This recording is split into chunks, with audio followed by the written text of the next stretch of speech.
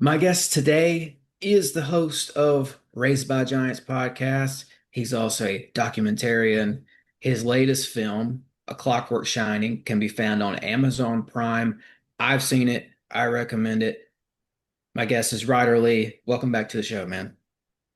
Thanks for having me on, Tim. Glad we can make it happen, and I'm excited to be here. I'm excited to talk about all the conspiracies, dude. Let's go Yeah, everywhere. Let's go all over the place. Some let's do, CIA, MK Ultra, some psychic stuff, some psychic spy stuff. Let's get it, bro. I'm ready. yeah, let's get it. That's what I try to talk about. I don't get to talk about it as much as I'd like. Stuff pertaining to the MK Ultra and all that. And I'm really into the subject.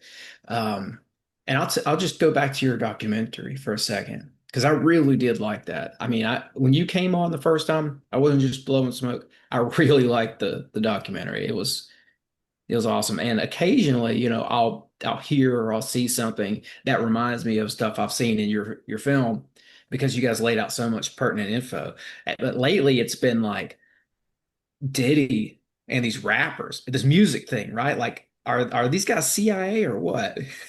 It's like Well, that's one of the things that we talk about within the documentary as well. And like you said, it's chocked full of it's not just Stanley Kubrick and The Shining and, A Clockwork Orange.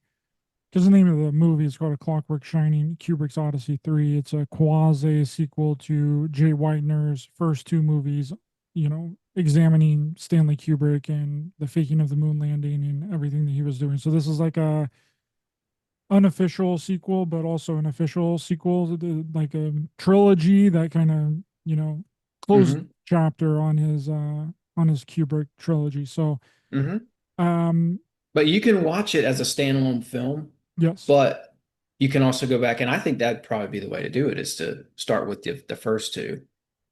Bro, someone interviewed me after they had they hadn't watched my movie yet, but I reached out to them and I was like, hey, check out my movie on Amazon Prime. It's also on Tubi now, Okay, cool. and Apple TV Plus as well. But I reached out to them. I was like, hey, check out my movie and bring me on your show so we can talk about it and all that. And he had never even seen The Shining before.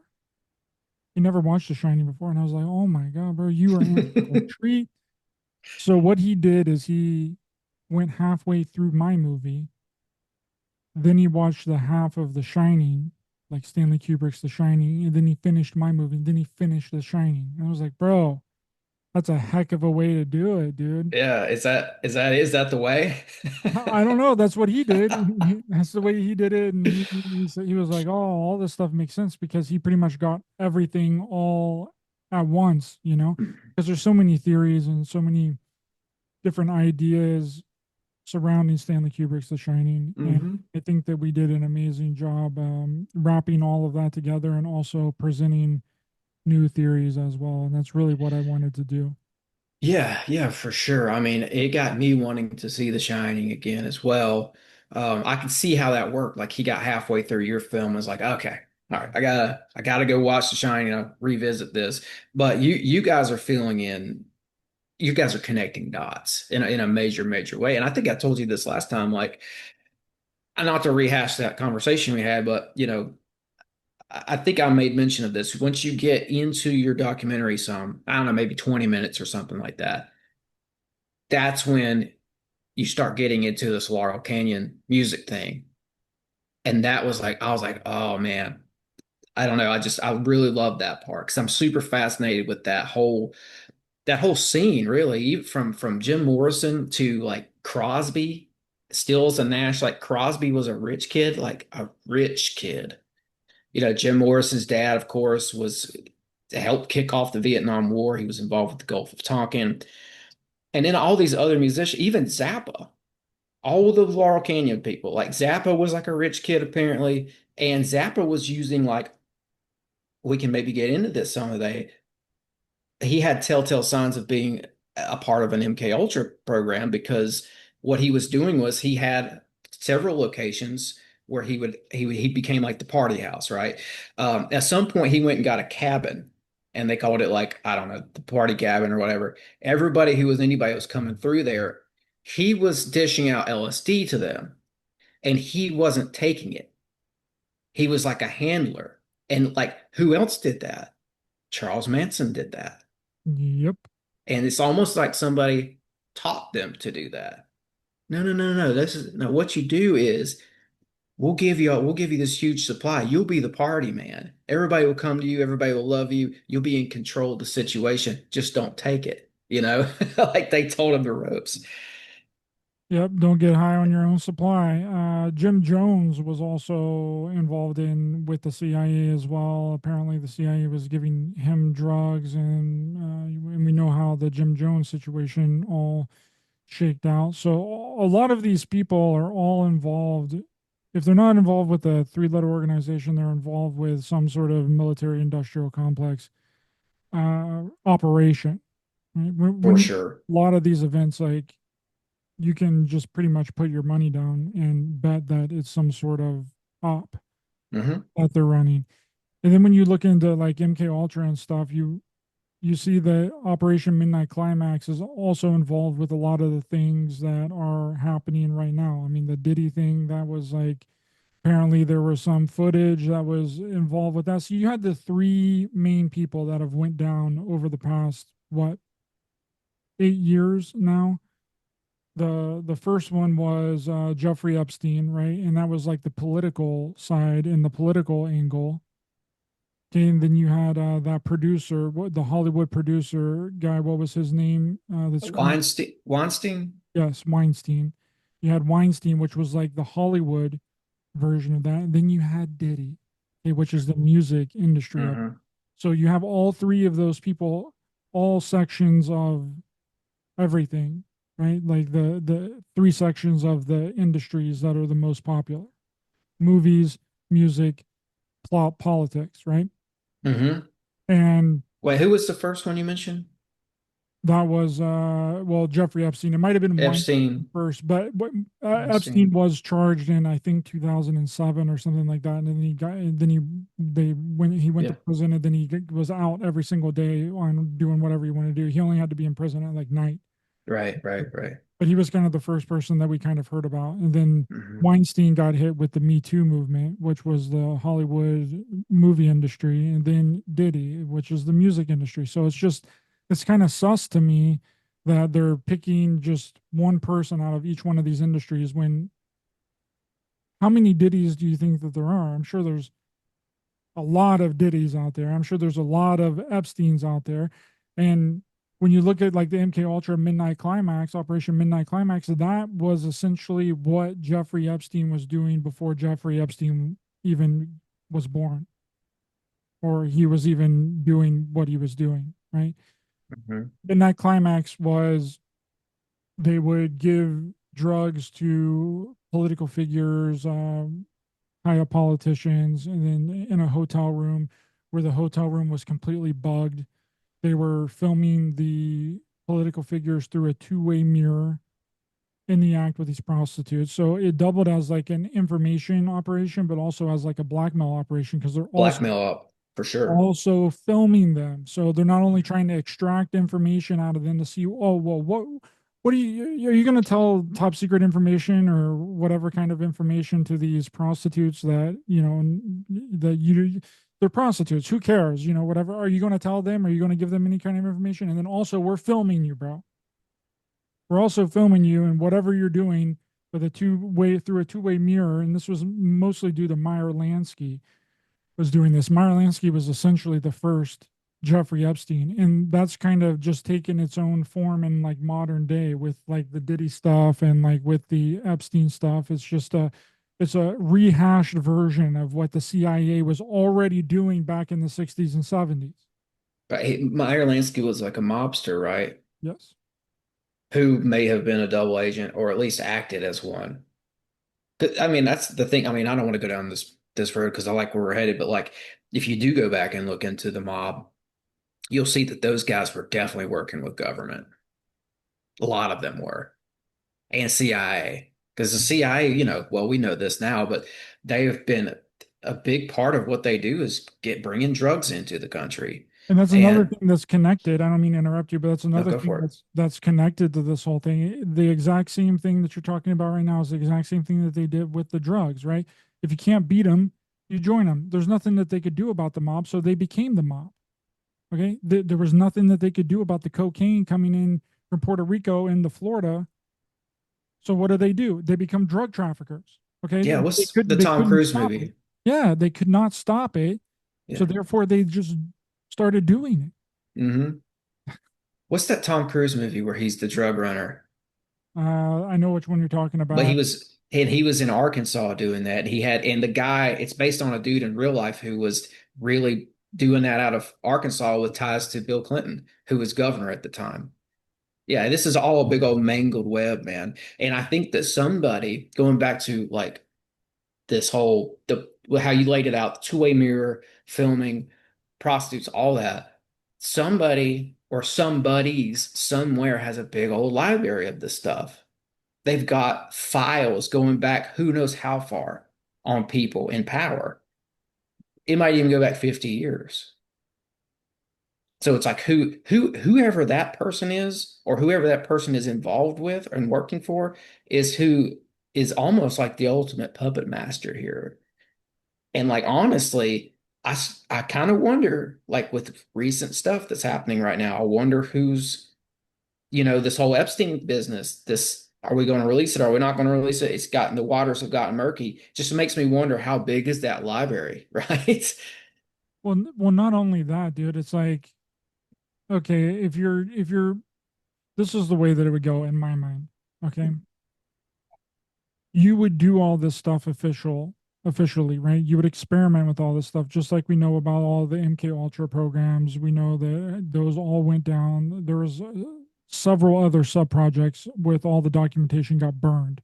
So there was probably over around 300 sub projects, but around half of them got destroyed. So we don't even know what those other ones actually were. We only know about the 149 that we actually have access to. But what you would do is you would do it in an official capacity and you would run it as an experiment.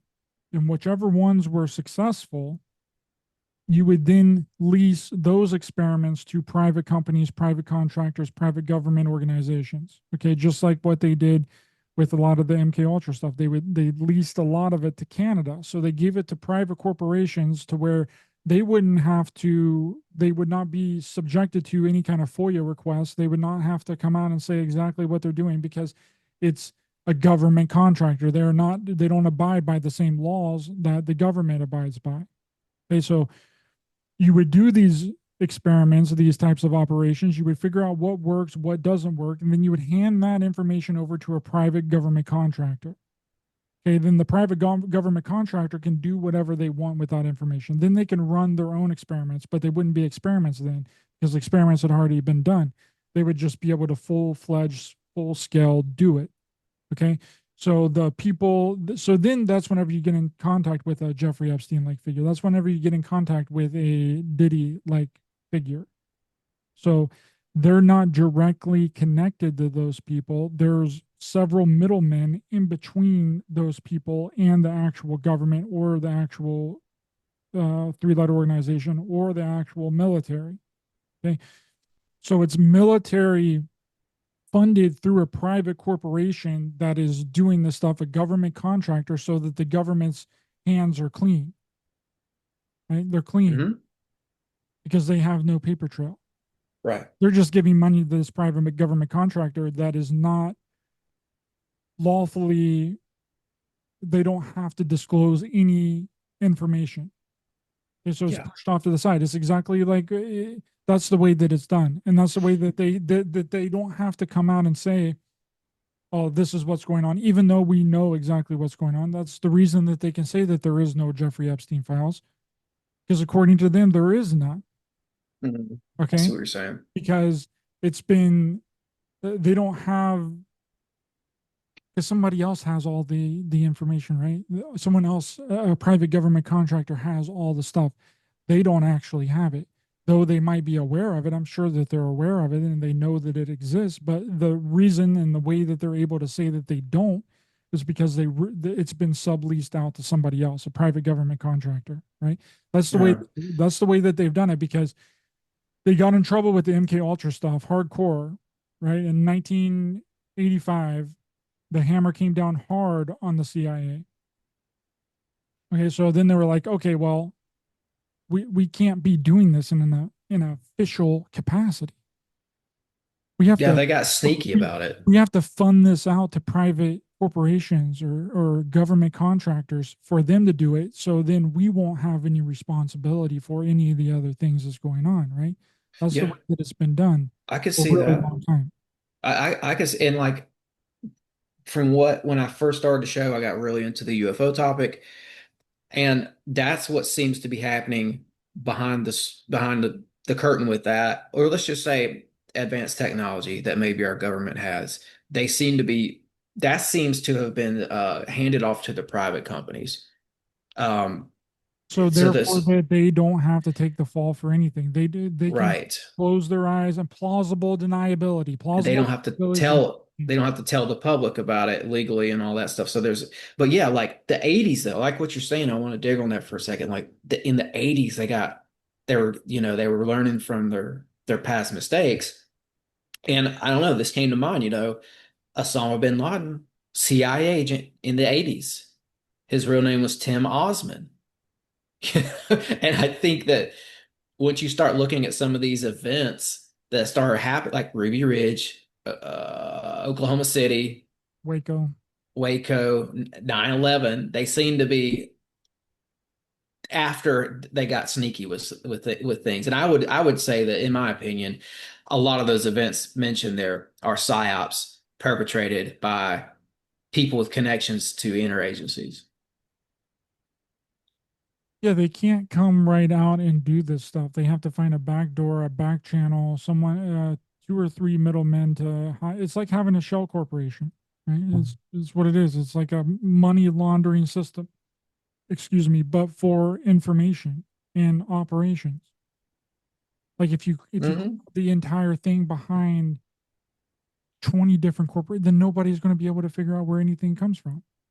You know, that Yeah. was the issue with a lot of these teen behavioral health facilities that were essentially like MK Ultra programming for like kids, like kids that have behavioral problems. Their parents would just send them to these teen camps or these teen institutions or whatever, and they were essentially programmed. They were mind controlled to do stuff. And like somebody was like trying to sit down and figure out where all this money, how this was all being funded, but they couldn't figure it Yes. out because there were so many different tentacles that branched off and so many different corporations and so many different people that you couldn't pin down exactly where any of this stuff was Yes. coming from. And that's also Craig, right? Do you know Ravenscraft, Craig? That dude, Dr. Donald Ewan, I don't remember his last name. Cameron. Cam, Ewan Cameron. He was doing exactly what Ryder's breaking down here. He had this big like gothic looking house up on a hill in Montreal, and he was being funded by the CIA. But that's kind of all they knew, seems like. It's like, well, why was the CIA? Well, I don't know. It's like it got murky at that point, right? Like it was he was funded by the CIA, but everything was kept very quiet. I mean, is that what you're saying here? Like sort of stuff like that? Yeah, so they'll just they'll be able to cloud the funding behind an individual or a person or another corporation. So the government will give money to one corporation. That corporation will give that money to another corporation. That corporation will give the money to a loan investor. That loan investor will give that money to another loan investor, and then finally it gets to the actual project that it's intended for, right? Because then it's harder to trace the money exactly where it came from because it's gone through so many different corporations and private investors' hands Yeah. that it would take a freaking decade to sit down and actually figure out where all this stuff comes from. It's almost it's a money laundering system, so that it can be untraceable essentially, right? So you create all of these different corporations and all these different private equity groups and all that stuff, and then you just funnel the money through all of those. Meanwhile, you probably own all of those. It's like the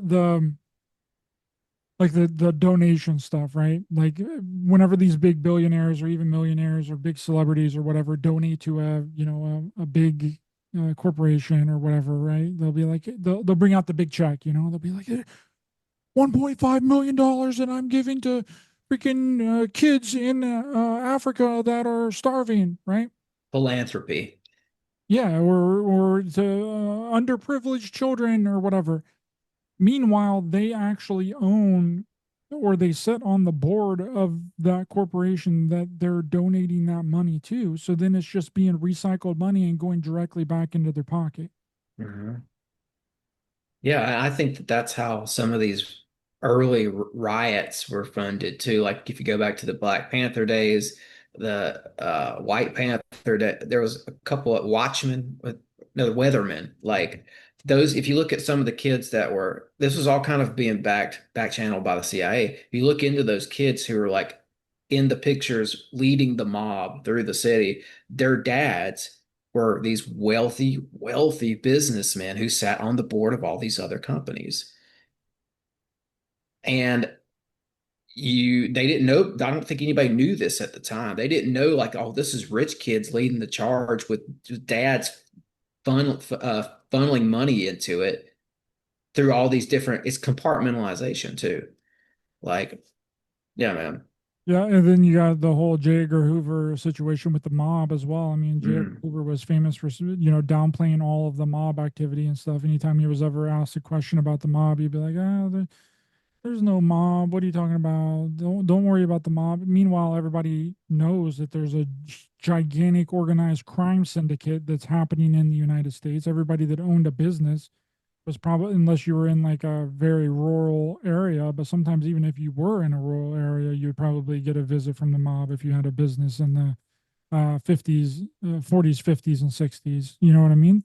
Yeah. And And Hoover everybody's seen had, it. It's like they want you to not believe what you're seeing, right? People would see yeah. the crime and the gang activity and the mob activity, but then the official statement from the FBI was that there really is no organized crime going on, which is exactly the same thing that's happening right now with this Jeffrey Epstein stuff, and it's the same thing that happened with the JFK stuff. It's history repeating itself. We see things that don't make sense. We see things with our eyes that we know that's happening. I mean, how many Jeffrey Epstein whistleblowers has there been?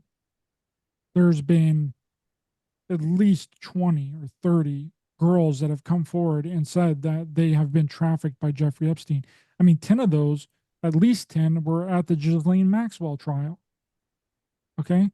So, and then I mean, including Virginia Giuffre, which just apparently died by suicide, which they kind of had to get her out of the way for this whole Jeffrey Epstein thing to happen because she was the one that was leading the charge on all this. She was actually funding a lot of other people's court fees and lawyer fees to sue Ghislaine Maxwell and bring these cases to light. Okay, so they kind of had to. Did they kill her, do you think? I think her husband 100% killed her. 100% Wow. her husband killed her. But her body's already been cremated. Not going to be anything you're going to be able to do about it. But her husband was an abusive toward her. He beat her earlier in the year. And she made that Instagram post that she only had a few days to live because she knew that whenever she went back to her house that her husband was probably going to kill her. And she even made statements to her brother and her brother's wife that if she gets into another altercation with him, then she's not going to live. That was a verbal statement that was made to her brother and his wife. So Mm. then 2 weeks after she's let out of the hospital from the bus accident where her husband actually beat her, and then she went into the hospital saying that it was a bus accident instead of him beating her. I mean, you can look at the photo and see that she looks like she's just been repeatedly beat in the side of the face and held down and strangled and constantly hit on the left side of her face with a fist. Mm. You can clearly see it. I mean, her eye is completely black, and the exact same wounds that she reported to the police that she had in earlier in the year from her husband beating her. But then her husband turned around and filed a restraining order against her so that he could have Okay. full deniability. So whenever something, if something happens in the future, no one would ever look at him, right? And so that he had custody of the kids, so that she could never come out and say, "Oh well, he beats me," right? That's why she went to the hospital saying she only had 3 to 4 days to live and she couldn't say that it was her husband that beat her because no one would believe her because he's the one that had the restraining order. It's a very deep rabbit hole. Okay. I give you the cliff notes. I've done like 9 shows Yeah. on it. I have a whole playlist on my YouTube channel talking about it. It's called Virginia Giuffre Mandela Effect. But they kind of had to get her out of the way so that they could come out and say that there is no Jeffrey Epstein files, right? There's no files. There's no client list. It's all there's nothing to see here. He killed himself. Nothing going on. Exactly like what J. Edgar Hoover did with the mob. And then eventually it came out that the mob was real. It's the same Hmm. just with the JFK assassination, exact same thing. There's no conspiracy here. There's a magic bullet. Shut up. Quit talking about it. We're going to call anybody that questions the official narrative a conspiracy theorist. And then it's been what, almost over 50 years before we've seen anything of the JFK files. It's going to be the exact same situation with this. People are going to be talking about Jeffrey Epstein for another 50 freaking years. And then in 50 years, no one is going to, they're no longer going to care about Jeffrey Epstein. There's not going to be a big uproar like there was because a lot of the people that were going to be involved with Jeffrey Epstein are going to be dead. No one's going to care anymore Yeah. Or it's going to because be enough like, time has passed in between the event happening and then them coming out and saying, "Oh hell, well, the client list just magically landed on my table. We got it now." But it's 50 years later when no one gives a shit anymore and everyone's dead that was involved. See, that's the name of the game too. That's how yeah, it's done. delay. I mean, Yeah. the COVID files can't be released until I think they said like uh 2080 or something like that, or 2050 or something. Like that's Yeah. what, Yeah. 40 years after the freaking actual event. Yeah. So by Yeah, that time, man. no one is going to care anymore. The event is over. No one cares about it anymore. It's done. The people that were involved are dead. That's it. They, yeah. Yeah. I'm with you, man. They did the same thing with Operation High Jump. Part of that is still classified. And I was looking into like, Nazis and all that, and I found there's still files on Himmler and some of the stuff Himmler was up that was he was doing it. Those aren't going to be released until like 2040. That's how they do with this stuff. I mean, it's like, there's something there that they don't want us to know. Otherwise, why why hold it? Why sit on it for 100 years? Well, I'm going to tell you You- what's going on with Antarctica right now. So the whole Antarctica thing, I have a Reader's Digest right here. I've talked about this a few times on my show, and there's a page in here that talks about what was going on. There's a whole chapter on Operation High Jump. Mhm. Reader's Digest on Antarctica.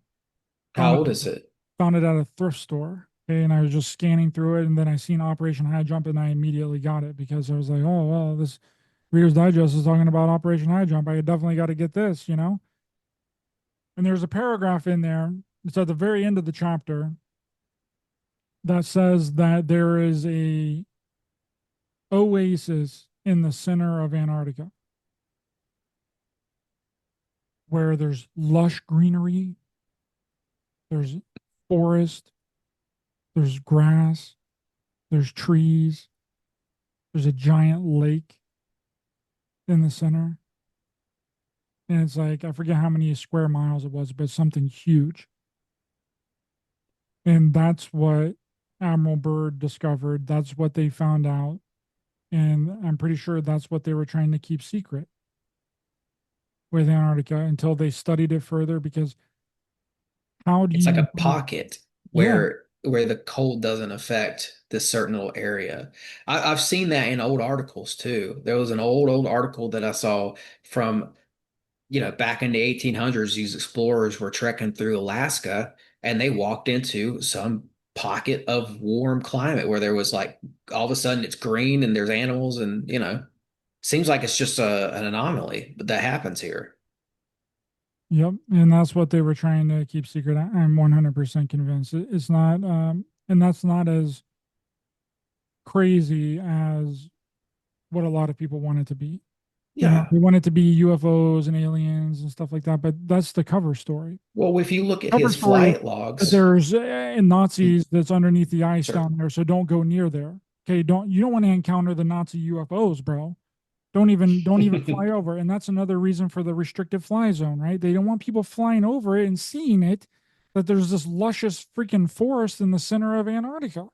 Yeah, there's something down there, and like I think it was Dr. Farrell, Joseph Farrell, who looked at his flight logs or something, and he went down there and he did. Bird gets to one certain area and he starts flying around it. It's like he circled around this one area down there for 3 times or whatever before he decided to come back. So he saw something because he circled around 3 times. So there, I mean, I know some people have said that there's a giant hole there that goes into the inner Earth, and like maybe the Earth is hollow and uh, has some sort of a cylinder, a hollow cylinder inside the Earth. I know it gets kind of crazy, but I like the idea. I'm going to run with it, the one that you're presenting here with this lush greenery. I do think, though, I do think that the Nazis found something or did something down there because it was Rudolf Hess, and Hermann Goring who funded that Antarctica mission.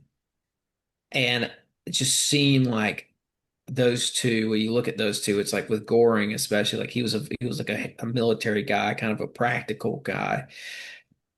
He would have saw some use for going down there and establishing a base. I'm not with the whole Nazi UFO thing really, so I don't think that's necessarily involved. But I do think the Nazis went down there anyways and found something and maybe set up something down there. But well, I know they did. Was the question is how long did they stay, right? But what else is going on there with the bird thing? Because like, you've got the article when Bird is coming back from high jump, he stops in Chile and he talks to a Chilean reporter and he says the US has to be prepared for an enemy fighters that can fly from pole to pole. It's like, what was he talking about? Did the Nazis beat him down there or what? Yeah, any thoughts on that? You know what's really interesting? I tried to look for that article online. I cannot find it. It's in one of Joseph Farrell's books. It's in one of Joseph Farrell's books and it's in one of Walter Bosley's books as well, but I cannot, it's not findable online. I've tried talking to ChatGPT about it to send me a link to where I can find the article of them saying that. Nothing. I've Googled it. I've asked Grok to send me a link to the article for where I can find it. Nothing. It does not exist online anywhere. And maybe it got scrubbed. It could have, but see, the whole thing is that, you know, governments love conspiracies, right? Because conspiracies give them the ability to shroud things in confusion and make people stay away from stuff that they're doing, right? It's like Area 51, it's like Kirkland Air Force Base. You would much rather than believe that it's aliens, extraterrestrials, than top secret weapons technology. Like, that's just a given. And they love those conspiracies because it gives them the ability to continue doing whatever it is that they're actually doing.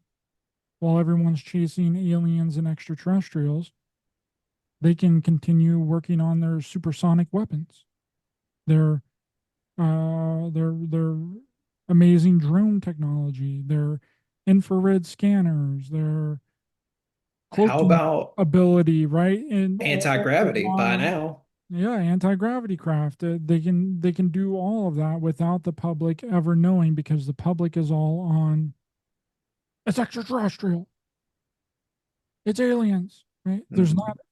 There's no other better cover story ever. It's the best cover story that you could possibly have. Yeah. Because one, it makes people think, oh well, there's nothing we can do about aliens. There's nothing we can do about extraterrestrials. They're so much further advanced than us, you know. But there is Yeah. something that we can do about humans. There is something we can do about human-made technology. There is something we can do about the military, but they're never going to tell us that. I mean, they have told us that, but people don't listen because they're all jumped on the extraterrestrial alien bandwagon. So, and that's They've been 1947. trying. They've been trying to tell us this from the very beginning. From the very beginning, they've always said there's no reason to believe that this is extraterrestrial or alien. Okay, well, if it's not extraterrestrial or alien, that only leaves one other option, that it's humans, that it's human made military technology. It's drone Mhm. technology. I mean, that's the whole thing with Paul Benowitz. That's what Paul Benowitz was getting in 1979 to 1982 and 83, and they're on forward. He But was saying Ryder, the don't you Kirkland think? Air Force Base was testing top secret drone technology that would come out of the back of the airplane, out of the military airplane, and then fly around the military airplane in erratic movements. Sure. He was filming this on his camera and he was like, those are UFOs. Yeah. Those are aliens. What, I've when never was seen that? anything move like this. It's aliens. And they let him continue to believe that it was aliens. He even brought it to the attention of the actual Air Force and was like, I'm getting all this strange, weird footage out here. I believe that it's aliens.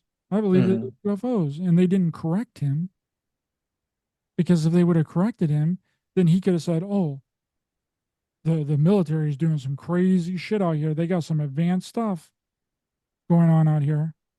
I don't know Yeah, what I'm with it's you. something the military is doing. Hmm. I'm with you. I do think that they do use this whole thing that I mean when I looked into it, what I gathered was that it all kind of got rolled out in 1947, right around the time of Kenneth Arnold and Roswell, and then it's perpetuated through movies like Close Encounters of the Fifth Kind. Okay, this is what they look like, and I mean, in my opinion, I I leave room for Roswell being a foreign government flew into our airspace and got shot down. But it is some crazy technology that's mind blowing. Or for the time, it was something that wasn't seen or wasn't really known about. And I do think that it's possible that the Nazis were involved with that. I'm not talking about not Hannibal and Nazis on the moon. I'm not talking about that. I'm talking about like guys who were able to go down to Juan Perón in Argentina and get coverage under him, get like housing under him, get funding under him, and continue their black projects. And I do think that they figured out anti-gravity eventually. I think they were working on it already in Nazi Germany. I just don't think they figured it out. I don't think the Nazis ever made UFOs under the Third Reich. I think when they got to Argentina, they may have figured some stuff out.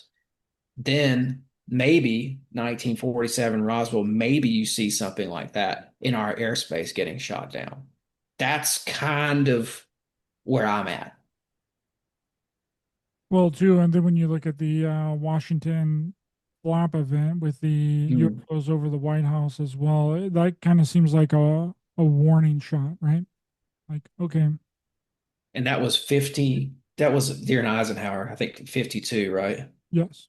Yeah. And that to me seems like a warning shot because it there was a shoot down order for them. So if you thought that they were real aliens and they were real extraterrestrials, you're not going to try and start a freaking intergalactic, interplanetary, extra dimensional war with these alien invaders, right?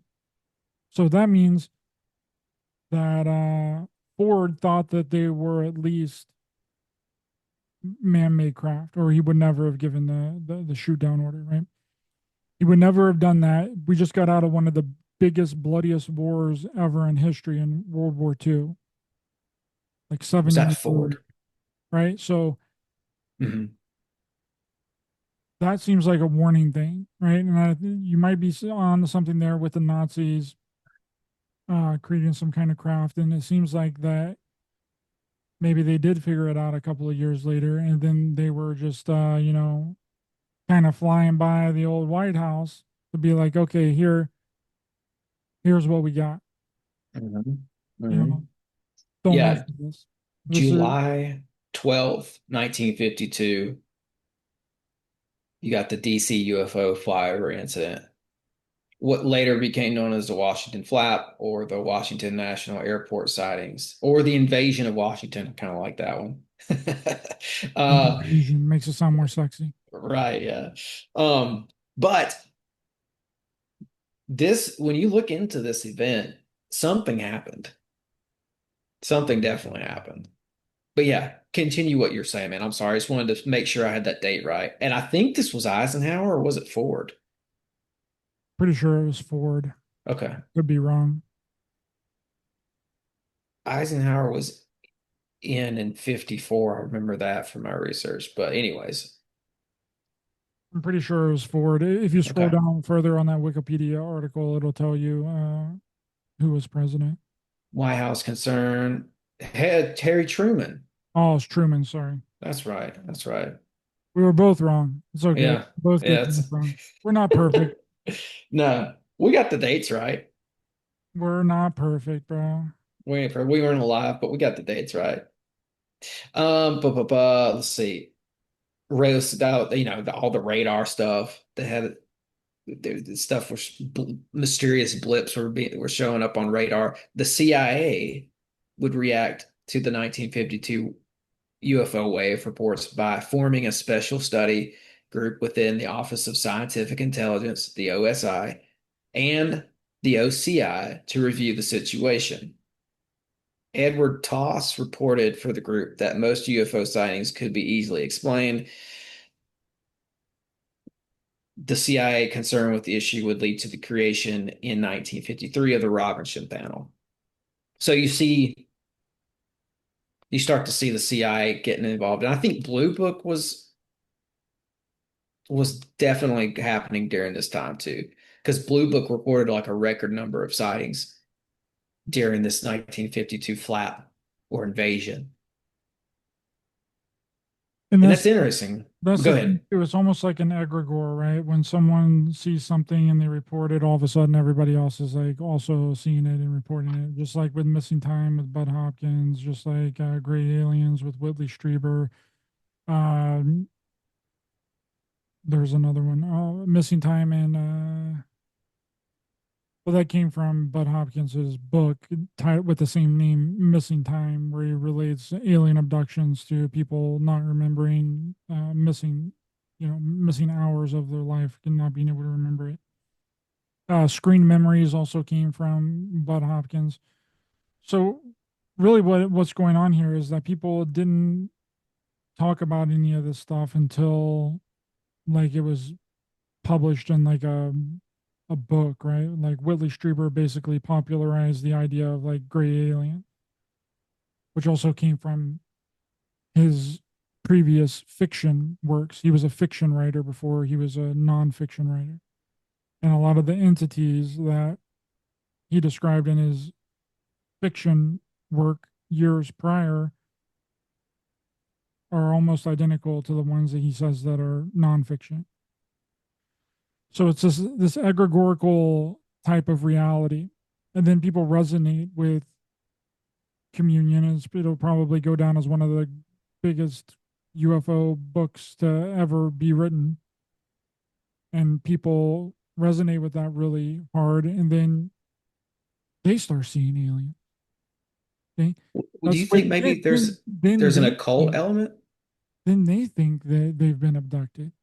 Okay, if you go to a regressionist, an alien UFO abductee regressionist, and you think that you've been abducted by aliens and you pay them $300 to do this regression, guess what they're going to find? They're going to find aliens, bro. Every time, hands down, they're going to find aliens because you just paid them to find aliens for you. When regression was never meant to be UFO and abductee regression therapy. Regression was a therapeutic way to help people through addiction, help people through certain traumatic events in their life to heal themselves. And that is pretty much the way that everybody remembers their abduction experience. Travis Walton regressed. That's how he remembers being abducted. Betty and Barney Hill regressed. That's how he remembers being abducted. Whitley Strieber regressed. That's how he remembers being abducted. Betty and Barney Hill partially. They did the abduction story comes out of the regression, but before the aggression, they did say that they saw a light in the sky. Just want to throw that in there. Right, but they also said that it was the military before the regression. You said that they seen military people in military suits, military hats. I mean, even the aliens that they describe of the drawings are as wearing like a military uniform. Yes, Funny enough, it sounded like a Nazi uniform too, the way they described it. yes, exactly. So, and then they get regressed, and then all of a sudden it's aliens. Okay. Hmm. That's the constant streamline through all of these abduction cases is that they're regressed. And when you're regressed, you can be programmed with things that never even happened. You're in a very suggestible state. You are relaxed. You can be persuaded to believe things that happened that didn't really happen. And then vice versa. You can be programmed to not remember things that did happen. It's a very suggestible state that you're in. So they can literally create, and the government was studying this. Government was studying this hypnosis stuff. There was 2 to 3 MK Ultra sub projects that was dedicated to the use of figuring out and experimentation on hypnosis, psychic abilities, and like out of body experiences. They knew what they were doing. Okay, so then you give that information to private contractors. The private contractors take that information, then they create their business around it. Then you get regression therapy. Then you get hypnotist, right? Hmm. I'm Then on they can board. put then they can put things into your mind that would not even be there. I mean, the Air Force was using hypnosis on their actual not their agents, but their Air Force recruits and the people at the end of their that would work on top secret information. I mean, Walter Bosley's dad, that happened to Walter Bosley's dad. They hypnotized him at the end of his career in the military because he had access to top secret information and they didn't want him to remember it. So they like I think it wiped was the his Air mind. Force that came in and regressed Betty and Barney Hill too. And what would you rather have it believe? Would you rather have the public know that it was the military that abducted these people or that it's aliens? I'm pretty much on board with what you're saying. I don't know that, so I don't know about Whitley Strieber. I don't know, like, I've not really ever done a deep dive on him.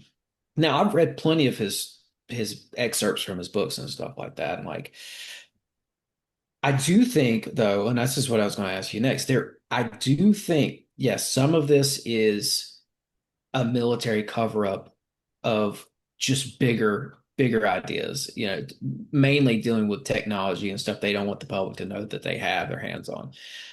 I do think that the UFO thing, as it pertains to flying objects and green men and aliens, helps them creates like a smoke screen for them.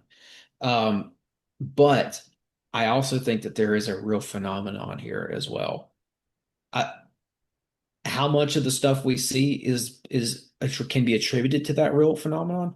I don't know. I'm not going to speak to that. But I do think it's possible that there is something else other than us living and existing in the universe. What do you think about that? I would agree with that to a certain extent. I don't believe that there's any physical entities. I think it's impossible for them to be physical entities that are coming here. Now, if other physical beings do live somewhere else in the universe, they're not coming here physically. Can't do it. It's impossible. Now, what they could do if they were advanced enough is that they could biolocate their consciousness to Earth. But that doesn't mean that they're physical. They're by. I mean, and this is a very people will be like, "Oh my God, you just went super woo there." Well, there's a remote viewing technique that's called perfect site integration, where it's essentially that exact same thing. It's like a very advanced form of remote viewing that you can literally bilocate your body to a different part of wherever you want to go, and you can interact with the environment. You can move things.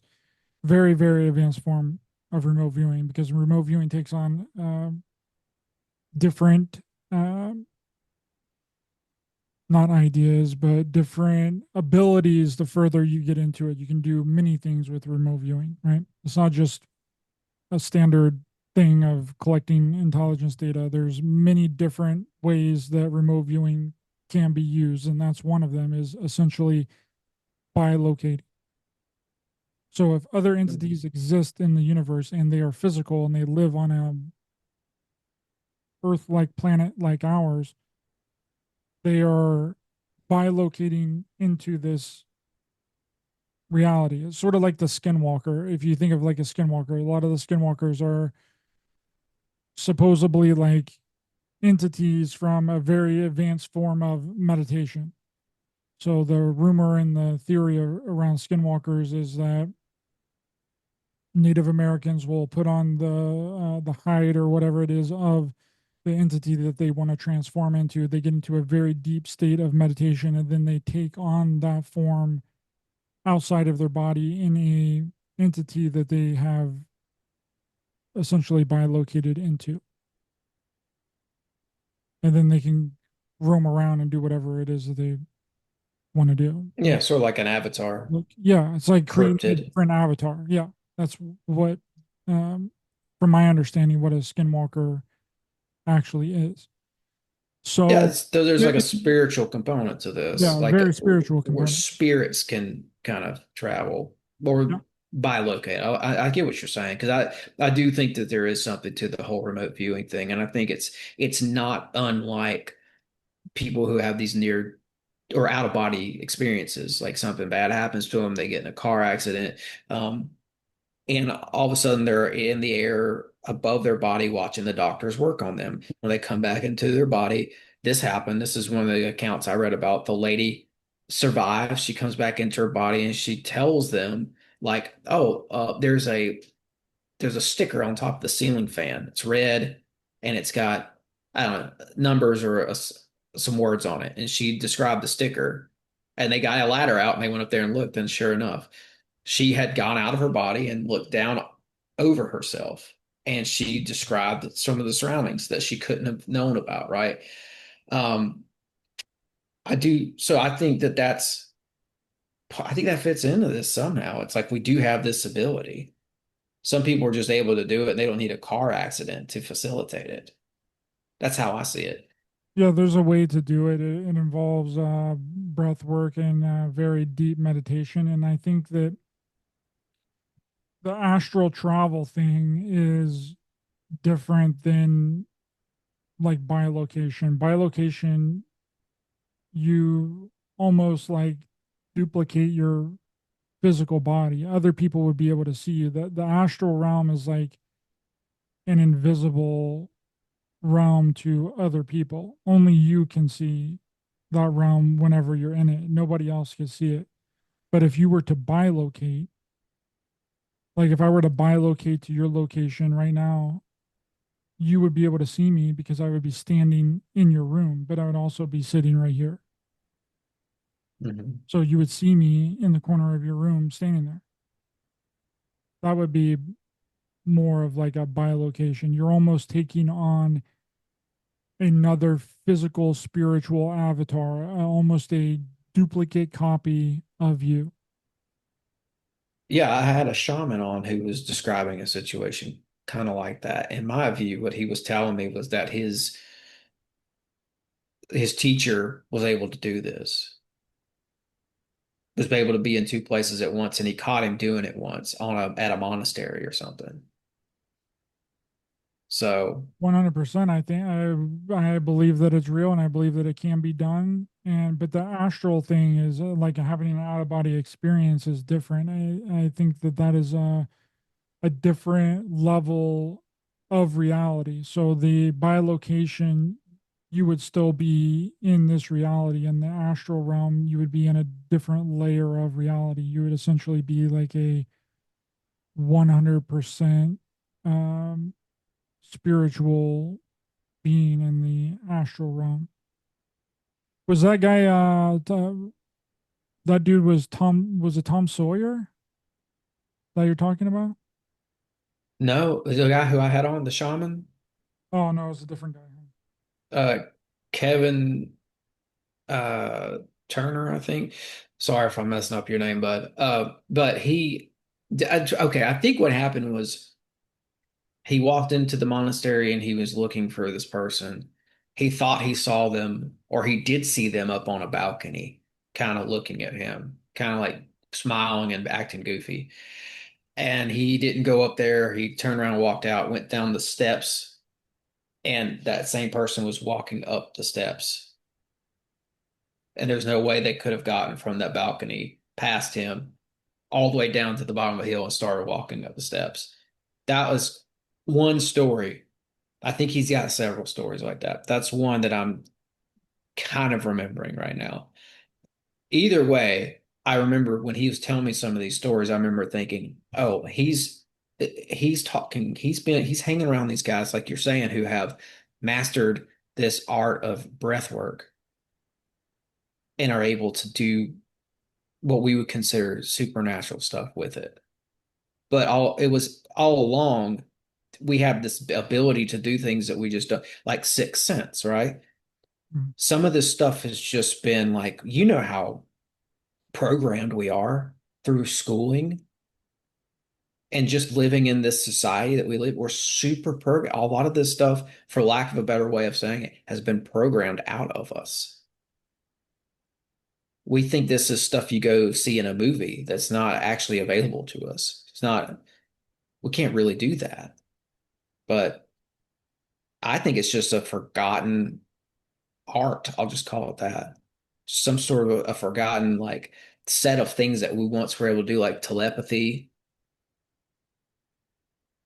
Yeah, and then instead of, making it to where we develop these spiritual abilities on our own and we get back to that state, they want to put some sort of shortcut into it and put AI and robotics in there and put a brain chip in your brain so it makes you, have some sort of telepathy. I mean, I'm pretty sure that Elon Musk has talked about that eventually, like everyone's going to have a brain chip and like everyone's going to be, telepathic. And I'm like, well, you can do that if we are allowed to do that.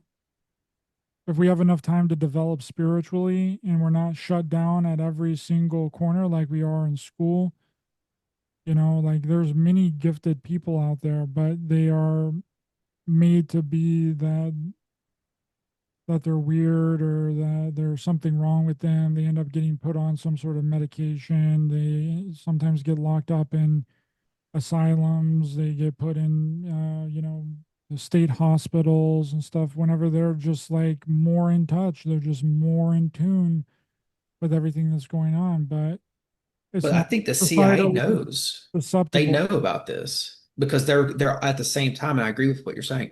At the same time, they're sending people out to schools to pull kids aside and give them like Rorschach tests and stuff and see if they can like if they have any type of abilities. Like they did it in my school too. I was one of the three kids that I think they asked my mom and they told her it was for like, something like extracurricular. I don't know. They were going to give me like access to a better college. I don't know. They told her something like that. Mhm. Eventually, like they're like, oh, he'll be like in a gifted program or whatever.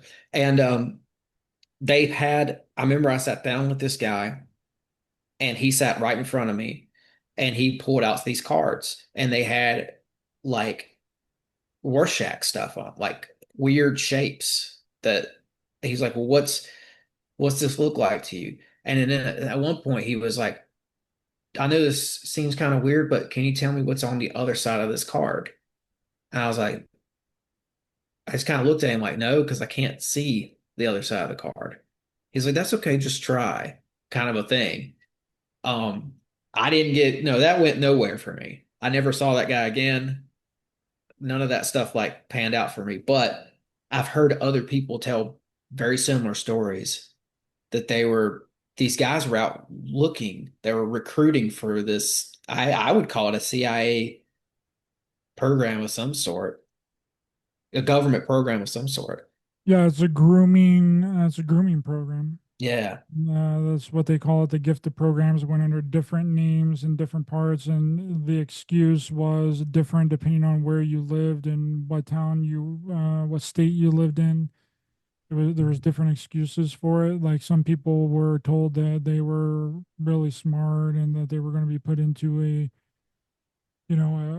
better program for gifted people, and then other people were told that it was a bad thing that they were being put in a gifted program. It depends on where you lived, right? And people have recalled getting some sort of medication, some kind of drink, pink or yellow drink, like thick, like Pepto-Bismol that they had to drink. Some people recall flashcards. They recall hearing tests. Recall being, you should be hearing this in your right ear type of hearing test, which has triggered a lot of people. But that actual test is from the Monroe Institute Gateway tapes that people are remembering. So, how did the Monroe Institute Gateway tapes get involved in public school? Okay, so then that's a whole other rabbit hole. I'm doing this is what my new documentary is going to be about, is this exact topic right here, and tracking down how all of this stuff fits together and what exactly were they doing with these kids in school and pulling them out of class. Some people remember like having a reading test. Others remember having to put 3D goggles on. The flashcards, like you just explained, was a really big one. So there's something to it. Hmm. Hmm. 100% there's something to it. There's something going on. They're testing for abilities. They're testing for people to see what direction that they can push them into. And a lot of the people that were involved in these tests for a really long time, like years and years and years, ended up in the military or working for one of these three-letter organizations, at least the people that I've talked to, that I know. They all went down a military path, three-letter organization path, CIA, DOD, DOJ, and they were kind of shepherded and pushed in that direction. Yeah. And then you think about, or I think about the Montauk project. And I think, of course, I think about, like the Stranger Things element to that. Like it's been a while since I've looked into this, so I might not nail every little detail here, but there was a lady who put out a blog in the early aughts saying that she was involved with the Montauk project. And I think some of Stranger Things was like based on this lady's blog. She was like the real life 11. There's been many people that's claimed that, several people, like three or four different people. I don't really put a lot of stake into the Montauk project because really the guy that started that whole thing is Preston Nichols, and pretty much he just Right. I ripped know. off like the Philadelphia experiment, an old movie that came out in like the late 70s, like early 80s. He just ripped that off. He just watched the movie and then created his entire story surrounding it. And then he would also like to jerk dudes off. So like Yeah, I know. it's He's just like a sketchy. whole thing. So like I don't really put any kind of stake into the Montauk project, but there's another one that's really interesting that I can't remember the name of it right offhand, but it's basically revolves this guy that found this old tin can box that his uncle left him whenever he died, that his uncle supposedly found out in New York City, out in the woods, and he put it on the shelf for like 20 years. And then his nephew got all of his things whenever he passed away. And then he found the box and opened the box and apparently had all these old pictures in it that involved children at this top secret military base that no one could find any record of ever existing. And I had pictures of like generals and people that Mhm. no one could find any information out about. And it apparently had like video reels inside of it as well. And some of the pictures were released, but the video was never released. There's like this huge blog spot on it online. I can't think of the name of it. I did a show on it not too long, Yeah, but it was really sketchy type of scenario. He was also posting like fake photos and like stock images of like certain things and stuff. So it's like so hard to know what's true and what's not true. And it's even getting harder to realize now that like AI is like all involved. So it's like for even sure. like back in the early 2000s, because that's when this thing all went down in this big blog spot with this with what I'm talking about here was going on Yeah, went on for like a couple of years and then it just like abruptly stopped. He just kind of stopped posting. But there's also those ARG types of things, which is a huge thing on like Reddit and on, like a lot of that, which is like an augmented reality game like that people just play all the time. And then it depends on what the audience, how the audience responds, depends on where your story goes next. right. Talk about an egregore, right? So yeah, and I'm with you on the Preston Nichols thing.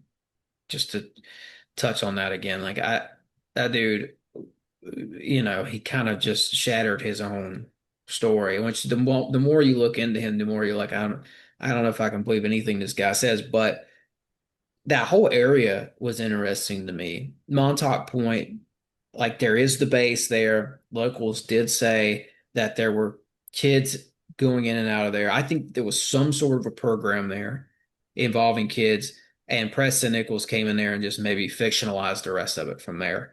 And but you've got Plum Island right there next to Montauk Point. They were doing biological testing. That's where Frank Olson was working before he was dosed with LSD by Gottlieb himself and killed, I believe, by the CIA, thrown out of a building. So there's Plum Island is right next to Montauk Point. And then so you got Montauk Point here, Plum Island, and then you've got Lyme, New York, where a lot of shady business was going on. I think that that's during the Vietnam War where they developed Lyme's disease as a biological war. They were going to drop it uh on the people out there. So, you know, I was looking at Montauk in that light. I was like, okay, well, this area right here seems to be where they're doing all their shady stuff. Maybe there is something to it, but regardless of Montauk, I do think that these child programs were going on. And I think, there's many uses for that for somebody who's, I guess, evil, I guess would be the best way to put it. Like you can create an assassin spy, somebody who you can send in to do secret missions, honestly. I know it sounds like a movie at that point, but I think this stuff really does go on. That was It's like, definitely a part of it. That was one of the sections of MK Ultra Mind Control was to, how can we use this for anything nefarious? And obviously, as a top secret assassin is going to be really high up on the list. But also like information carriers, prostitution, um, disinformationalist, misinformationalist. I mean, the MK Ultra programs can be used with an array of things. It can be yeah, so much that you don't even know exactly what's going on, and that's like the big part of it as well. Like I was mentioning earlier, the confusion aspect, right? If you get everybody confused on what it is that they're supposed to be, you throw up so many different signals.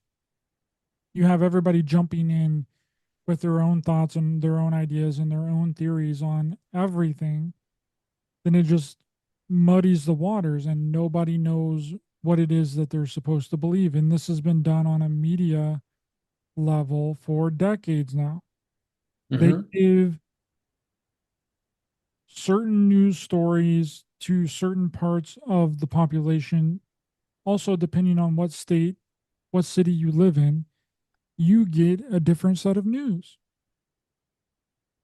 Like they can Oh literally yeah. put something, they can put a positive spin on something in freaking Washington State. And then in Florida, it'll be a negative spin on it, or it'll be something completely different. They already do that with the media. They're definitely doing that with the this community or any other community. It's so that nobody is ever on the same page. So no one can ever agree with anything and everyone can be divided. And that is ultimately so that nobody ever comes together and does anything about it. Hmm. Hmm. That's what Yeah. it is. No one can be unified and actually go up to the White House steps and be like, we know that the Epstein files exist and we're going to demand it and we're going to stand out here until you give us the Epstein files. Yeah, and we're Nobody's starting ever to. going to do that because everybody is never on the same page about anything, right? I mean, we could have done that as soon as that happened to JFK. That could have been the thing. As soon as the JFK assassination happened and people seen, oh, this isn't lining up. This is a Bruder film. It is not what is being showed that the official report from the Warren Commission is showing. We should be pissed. We should be really pissed and we should be demanding answers. But you can't demand answers if you don't have numbers on your side. Mhm. And also One, the people, programming was five. very thick then. Like people still believed wholeheartedly in their government then. There weren't a lot of conspiracy theorists running around when JFK was killed. You know, that's people didn't even know about MK Ultra. A lot of people didn't even know to question their government. All this stuff starts in the 50s, but people don't know about it, or the 40s, considering if we got some of this MK Ultra stuff from the Nazis, then it goes from Bluebird to Artichoke to MK Ultra, which had the four sub projects that included children. So we know that that's real. But yeah, people didn't know. That's my point. It Okay, wasn't well until it was let's do a more recent one then. Let's do like 9/11. Okay, so whenever 9/11 okay. happened, we could have marched right up to the White House and been like, "Oh, hey, can you explain to us how two solid buildings collapse demolition like when two jetliner planes hit the side of the building? Oh yeah. Hmm. And how did building 7 collapse with nothing ever hitting it? What hit the Pentagon? And what crashed in Pennsylvania? There's literally no luggage. There's not even a remnant of a plane that hit the Pentagon. Nothing. But Yeah. they made the event so traumatic that nobody thought to question it 9/11 at the time. It didn't the wheels didn't start falling off until around Yeah. 2007. 2007, 2008, and then that's when the wheels started coming off of the whole 9/11 thing because then you had Loose Change, which was a documentary examining all of it. Then you had Zeitgeist, Hmm. there's a documentary examining all of it. But right then, we could have been like, and then all these engineers and all these people are saying that it's impossible for a building to free fall from a freaking, it should be able to withstand freaking 15 jetliners hitting it and still standing. Like, ask any engineer how that is possible, how a jetliner hits the side of a building like that, that's made out of steel beams. and the freaking thing collapse demolition style. It's impossible. It doesn't happen unless it was a controlled demolition, Hmm. okay? Unless there was explosives put inside of the building and they hit the building with the explosives and then it blows floor by floor. Okay, Yeah. that's the Oh only. yeah. Then you got the 2020 event. People should have been way more pissed off about that than they were, but instead it was about something completely different.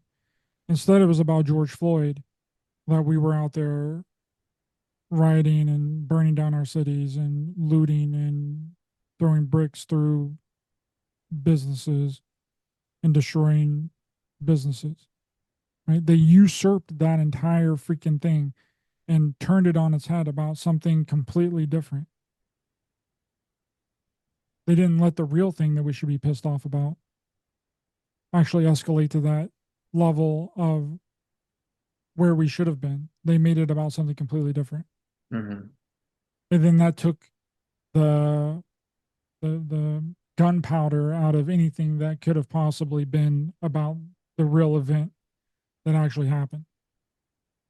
And Psyops on psyops. then they pay people off to not do anything about it, right? They send people checks in the mail, almost double, triple the amount that they were making every single week so that they would stay indoors, stay inside, not go out, not do the things that you were normally doing. So it was like a pacification, right? Hmm. Don't be mad, don't be pissed. But the UK didn't do that. Look how many riots and protests the UK had over that.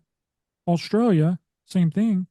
Australia didn't do that. They didn't pay their citizens to stay home. They just said, go stay home. That's it. Can't do anything. We're not going to help you at all. Hmm. But I think there you. instead, in the United States, we had riots and protests and burning down of cities and destroying of small businesses that were already freaking hurting. They were just finished off and destroyed like that over something that we shouldn't even have been mad about in the first. Mhm. So I'm not saying we shouldn't have been mad about it, but like it should have been about something completely different than what it was actually about. Yeah, well, That's the way that I it's have a done. thought on this. Yeah, My thought on this is that we're getting hit relentlessly with psyops from every angle nowadays, and I think that kind of coincides with the rise of the deep state. I won't go into all that. I'd need a whole episode for that, how we got to this point. But I think also what we're seeing here is they're using movies, Hollywood as propaganda to get everybody to cover the whole entire populace, and they do what Naomi Klein calls shock doctrine, which is apply techniques of MK Ultra on society. Basically, you shock people with crisis events so you can direct them on not just what to think, but kind of like how to think. All the while they're in this emotional state and they're susceptible to all this irrational thought that you can plug into them. You can suggestive thoughts of violence, and then all of a sudden, boom, all these riots start. It's like they get us in this state, and it's like some sort of a weird controlled chaos thing that comes over us. that's right. And you can see that with the LA, the most recent riots in LA. It's the exact same thing. It's the exact same thing playing out over and over again. They're using the same rule book that they've always used since the very beginning. They just switch up the reason, but it's the exact same outcome. Problem, reaction, solution. I know people have heard that 100 times, but it's very true. They create the problem, they gauge the reaction, and then they offer the solution. And the solution is always taking away more of our freedoms and our sovereignty and surveillance. Mhm. That's always the solution. That is the main goal of every event that ever happens. It's to slowly strip away the freedoms that people have in the United States. That's all it is chipping away at it, chipping Yeah, away at it with everything, setting it up for the next thing decades in advance. yeah, That's what for we seen sure. happen with 2020 with all the, how many viruses and illnesses did we hear about in the media leading up to 2020? bird flu, swine flu, mad cow disease. The list just keeps going on and on and on. It was the perfect setup for what they had planned in the future. And right now, they're planning something in the future. We just don't know what it is, but they're already setting up for it. Mhm. I think too, just maybe to circle back to some of the work you've done with looking at Hollywood, looking at Kubrick and all that. I do think that that's a vector that they used. It's a tool for them, Hollywood and just cinema, you know. And I think a lot of that started in World War II, like 2 years after Pearl Harbor. America's at war. And the CIA puts out that memo that says, cinema is the most powerful propaganda weapon at the disposal of the United States. And I think that that idea continued from World War II into the 50s, where you have Eisenhower in 53. He had some sort of a saying that something like the hand of government must be carefully concealed through like businesses in the field of music and entertainment. Like he's like, concealing the hidden hand in movies is what he was talking about. And that's kind of like what they did. And I think they put all these suggestive little things in these movies, like I mentioned earlier, Close Encounters. Like that's where a lot of people solidified in their mind's eye what a gray alien looks like is suggested to them, and then your mind does the rest, right? All of a sudden, that's not just something from a movie anymore. That's something, oh, that's what's going on with all this UFO stuff. That's little green men from other planets concealing the hand, the hidden hand in movies. James Bond, right? I think that guy, what was that dude's name? Fleming. He was like a CIA dude. Ian Fleming that wrote those was like, he was a government guy. And those movies were produced. At five of them that I know of were produced with the DoD and the CIA. Yep, same with the Transformers movies. I mean, and this was all just recently disclosed. I mean, in Kubrick, as we show in our movie, think to all of the through that organization, Langley Air Force Base, Air Force Intelligence, DoD, at the end of his movie, 2001: A Space Odyssey. Okay, and then someone had to have seen that and was like, "Nah, you need to take these credits out. You can't be thinking essentially all branches and all parts of the government for helping create your movie, right? Hmm. Because it was on the down low back then." Hmm. And then we hit the 2000s, and then all these FOIA requests come through, and that's when we find out about the James Bond stuff. That's how we find out about Transformers. That's how we find out about Die Another Day, all these other movies that the government has been funding and help produce.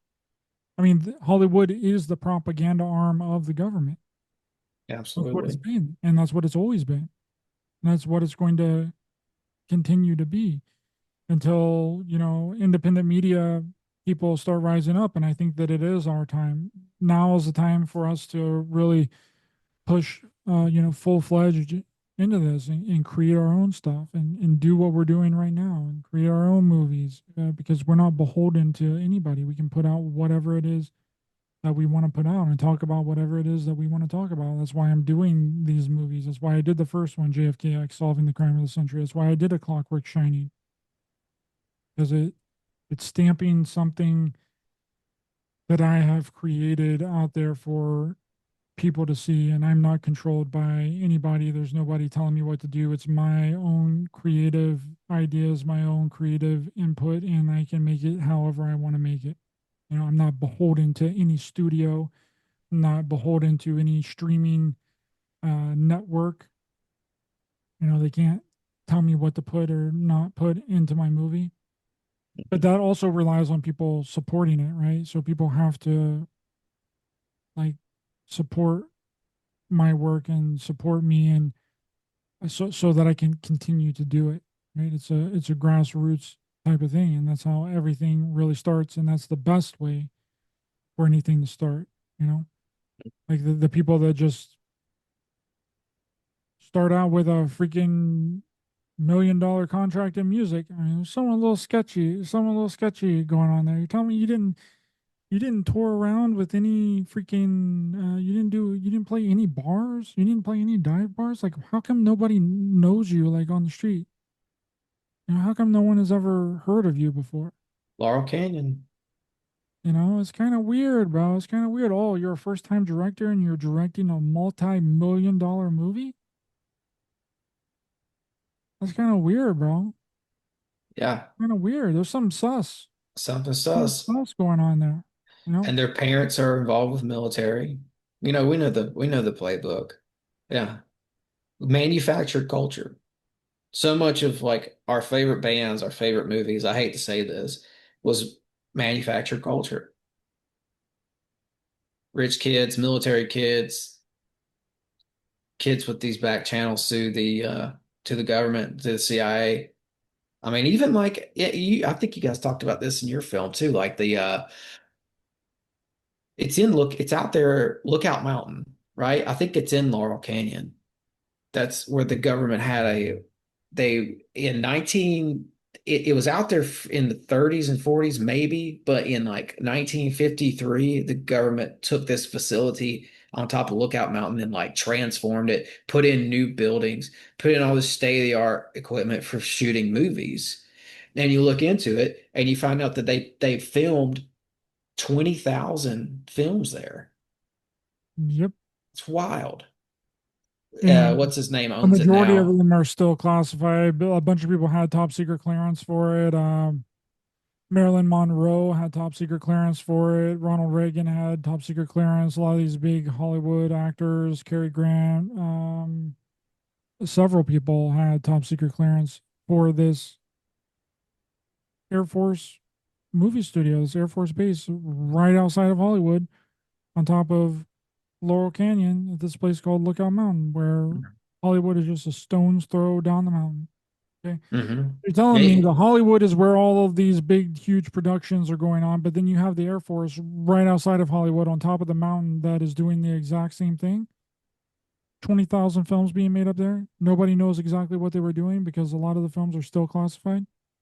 But we do know that that's where where they did the atomic bomb testing on miniature sets. Like none of that was real. That Hmm. was all done on miniature sets. Yeah, that footage doesn't hold up well. It looks like I said, you've got the Bureau of Motion Pictures. Boy, that one, like they wanted Americans to believe that the government was doing what was best for everybody and for the whole world at that. So they went to Hollywood and they created the Bureau of Motion Pictures. And it was like an idea that started in Washington, D.C. And they're like, oh, we got to get out to Hollywood. And so they set up this bureau and like it falls right in line with the timeline, like 1953, 54, where you've got, like you said, like Marilyn Monroe and all these people have clearance to Lookout Mountain. Also, in that's when Eisenhower puts his brother Milton Eisenhower in charge of this Bureau of Motion Pictures. It's wild. That whole rabbit hole goes so deep. It's like there's that one of my favorite pages to look up is like it's a Wikipedia page, but I think this one's actually legit. It's called the Military Entertainment Complex.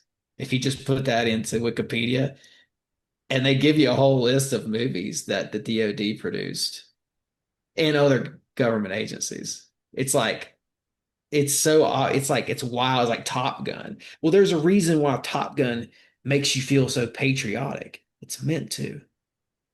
It's meant to. Because it's created and produced by the freaking Air Force Hmm. and the government. Hmm. And Tom So Cruise had to learn how to fly a freaking F-16 fighter jet so that they could make the movie. it's funny too, because in that first scene of that latest Top Gun movie, like they actually showed a plane that was only rumored to exist up until that point. It was one of these planes that people were talking about years and years ago, and everybody's like, "No, they don't have that. That's just a rumor." And then they show it in that film. It's like, they're kind of telling you how they do things. Like they kind of roll things out in these movies, like 2001: Space Odyssey, man. Like they had an AI on board that ship. in the 60s, late 60s. Yep, How did they know about that? and AI supposedly wasn't even invented at the time. Yeah, Hmm. I mean, you look at all the Star Trek stuff, bro. It's insanity. But also Stanley Kubrick as well with the B-2 stealth bomber and his filming of the movie Doctor Strangelove as well. He went to the Air Force and was like, "Hey, can we use the can you at least show us what the inside of a B-2 stealth bomber looks like so we can get it right for our set because we want things to be accurate." Kubrick wanted everything to be very realistic. He wanted everything to be very accurate. The props on his set really weren't even props. They were like real stuff. So all the things that was in The Shining and like in all of his movies, they weren't like fake things. Like they were all real stuff. If you saw a freaking box of cereal, it was legitimately a freaking box of cereal. Seen food in it. It was real food. It wasn't fake food. He wanted everything to be hyper realistic. So we went to the Air Force and was like, hey, how can I see the inside of a B-2 stealth bomber so my production designer can get what the inside of a B-2 stealth bomber looks like and we can get it very accurate for our movie? They said no, because if another country is seeing what the inside of our aircraft looks like, then they might be able to duplicate it or replicate it or see where everything is and they might be able to redesign it in their own version of what we have. So then Kubrick goes to his production designer and is like, hey, we need to figure out what the inside of this thing looks like. So he's just clipping on like a bunch of magazines. He's looking at, trying to figure out what the inside of a B-2 stealth bomber looks like, but it's top secret classified information. But then people from the Air Force show up on the set of Doctor Strangelove and they're like, holy shit, how did you get this so accurate? How did you know exactly what this inside of this aircraft looks like that's top secret, that nobody knows what it looks like? And they thought that he got some kind of top secret information, that someone leaked him the information of what the inside of the aircraft looked like. So they launched this big investigation, and Kubrick's production designer had to tell the Air Force and the FBI how, he designed the inside of this without getting any kind of leaked information from anybody, because that's really what you can get in trouble for is if you have some sort of top secret classified information that you're not supposed to have and then you go around telling people about that or you post it online or whatever. That's really what's going to get you in trouble. It's going to get you sent right to prison if you do that. Like that's the biggest no-no. They don't really care about people that kind of just stumble across things, Hmm. whatever. That's because you really don't have any proof of that. They don't really care about theories because theories are not factual and they can just have plausible deniability about any kind of theory. Hmm. If you actually have top secret classified information, then you're going to be in trouble. If you start going around and telling people about it or showing people or showing any kind of documentation or someone from the military gave you that information and then you put it in your movie or whatever. So they launched this big huge investigation and then nothing came of it. But that was like the initial setup of Kubrick starting to work with these agencies, right? Because they were really interested in what he was doing. Did he get this? Hmm. How did he figure this out? You know, and whenever they get people like that, they're like, okay, well, we might as well work with them. If they figured this out on their own and they didn't have anybody telling them how to do it. They did that with Tom Clancy. Yeah. Same story. I mean, I don't know the whole story like perfectly, but something to do with he was describing something in one of his books, and they sent guys to his house and were like, "Hey, how do you know this?" Same thing as the Kubrick thing. And apparently, that's when they started working with him too. They're like, "Oh, this guy is figuring this stuff out with his imagination. He actually doesn't know what the inside of like this certain plane looks like or whatever it is."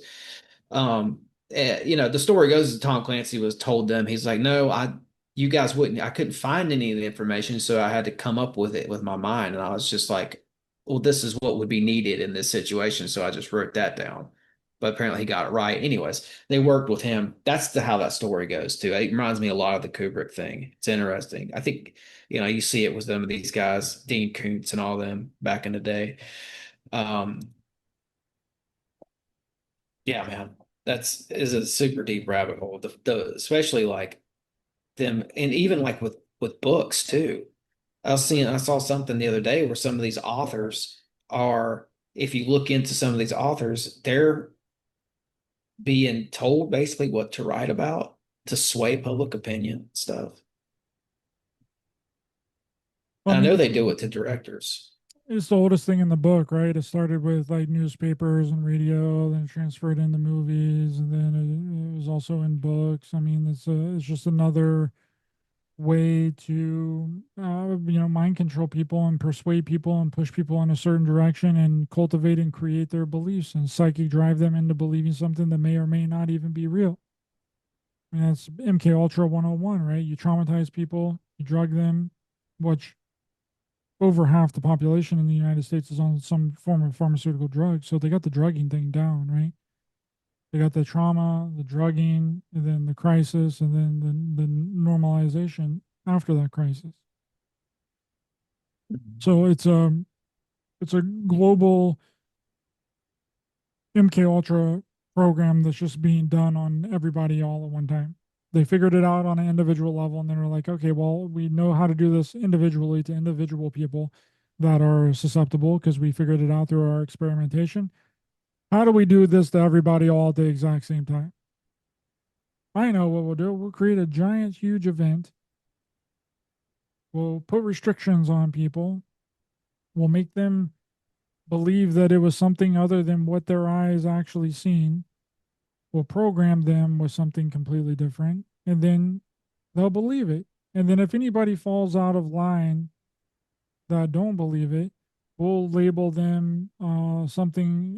We'll just call them nothing but conspiracy theorists. We'll kind of outcast them to this section of society that is for wackos and weirdos, right? And then they won't be a problem. But eventually, we will have to come out and say something about this sometime in the future. But by the time that we do,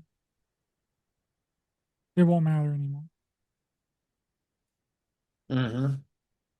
And then you've got some of the people put in position in government or just positions where they can sway big chunks of the population.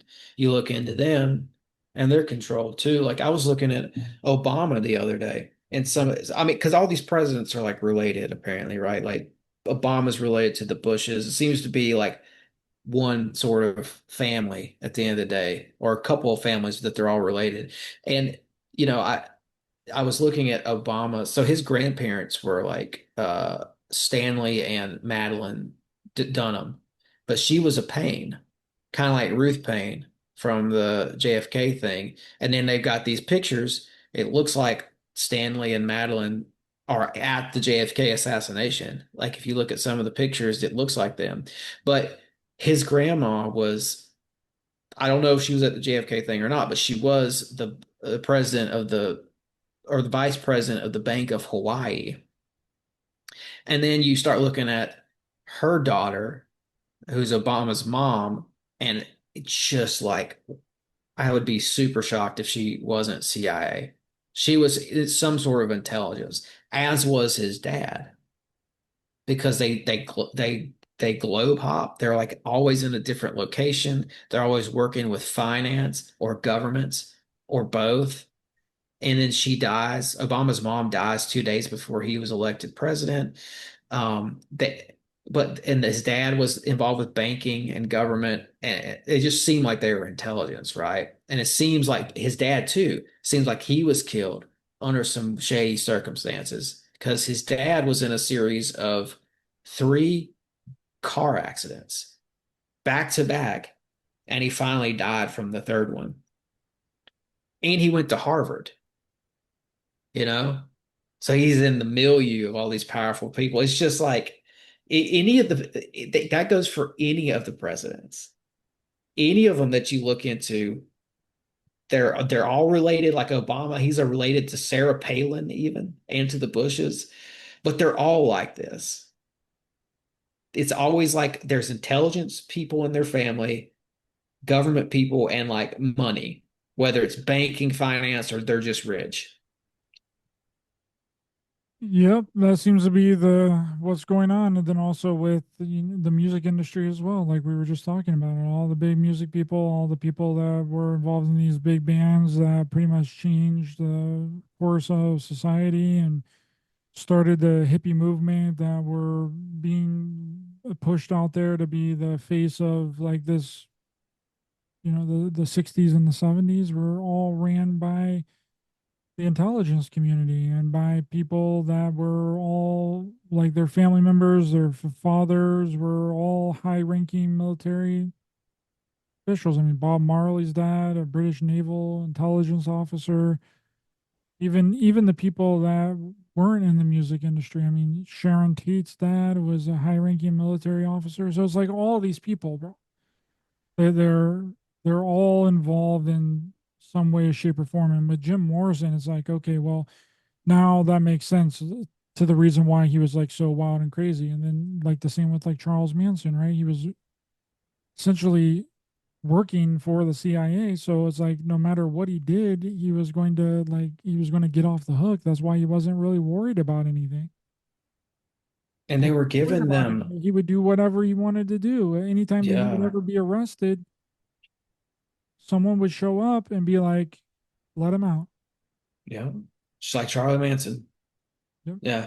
And they were giving these guys drugs too. Like they were trying to it's almost like they were trying to affect the culture through the rock stars. So they're like John Lennon, take LSD. Mick Jagger, take LSD. We want to make that the new thing.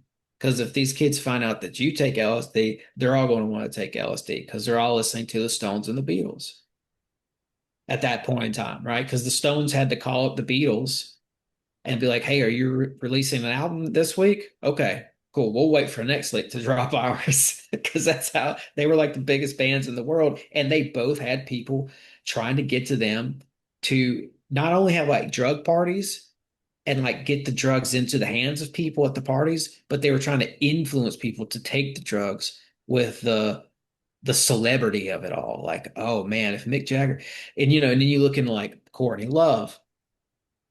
Courtney Love was having drug parties, giving people drugs, hooking people up, and like disseminating drugs into the culture.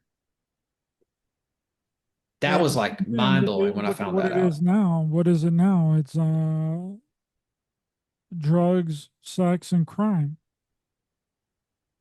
That's what's being pushed out now and has been since like the early 2000s. And people can say, oh, well, that doesn't mean that people are like going to go out and do crime and like have promiscuous sex and do drugs. It is programming your subconscious. It is 100% programming your subconscious. Now, you can't say that somebody that has never done drugs or ever committed a crime is going to immediately go out and do drugs, commit crime, and have sex with a bunch of prostitutes. It doesn't work like that.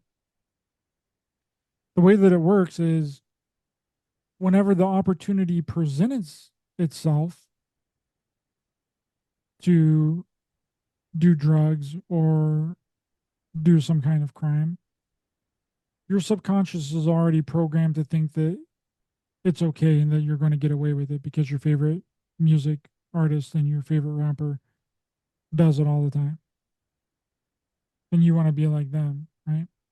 It's not an instantaneous thing. It's a program the subconscious mind for at some point in the future when the opportunity arises, you are more likely to do it than if you weren't listening to that before. That's the way that it works. That's like what they were saying about the music, as crazy as they were back in the day, they weren't wrong. They were right in a lot of cases and how this is going to impact our society. I mean, we see the impacts of it. Like, go to San Francisco, bro. Walk down downtown, walk down Skid Row, San Francisco, dude. Go to Chicago, dude. Walk around the bad part of Chicago for a couple, 3 or 4 minutes, bro. Mm. You'll see how bad this shit is.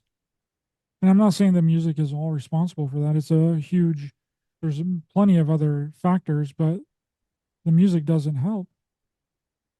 Drugs Yeah. doesn't help, but it's the exact same thing that was going on with the LSD times. And it's just changed and manipulated into a different style of music, but it's the exact same thing. Hmm. Yeah, for sure. Yeah, yeah, we could clean up our society a lot. I know people don't want to hear this, but if we were to like clean up our music a little bit, clean up the message that's being piped out into all these young people's brains, and I know I sound like a grandpa here, but like the music right now is not helping things. It's really not. But Yeah, it's not helping. It's doing damage. It's doing uh, really bad effects to the subconscious mind. It's programming people for things that may or may not happen in the future. It's putting people down a bad path. And that might sound like insanity or something really stupid, but it's 100% true. I mean, you can see it play out in like every single day life, and it's affecting kids, it's affecting children, and it's affecting adults. And it's but that's the thing that's like pushed out there the most is like sex, sex, sex, drugs, drugs, drugs, crime, crime, crime, shoot you, shoot you. You know what I mean? Like, mhm. oh, like if Yeah, that's yeah. what you're listening to and you're speaking the lyrics, then at some point that is more highly likely to actually happen because it's a spell, right? They're brainwashing you, they're mind controlling you, they're putting something in your head, they're psychically driving you. That's what music is. That's what repeating the same, that's why they have the hook in music. That's why they have the chorus in music because it's something that you can sing along with, right? It's that psychic driving. It's repeating the Yeah. same thing over and over and over again. That's why EDM music is really popular because it's the same beat, the same thing with like the heavy drop, tricking your mind into believing that you actually like the shit, that you It's think that like it's going like super hard when it's complete and utter garbage. Yeah, it's like an advertisement, man. I mean, it's like the third or fourth time a kid hears about lean in a song, they're going, okay, I've got to try this lean. It's an advertisement. But yeah, before you get out of here, man, I know we've got to wrap it up here.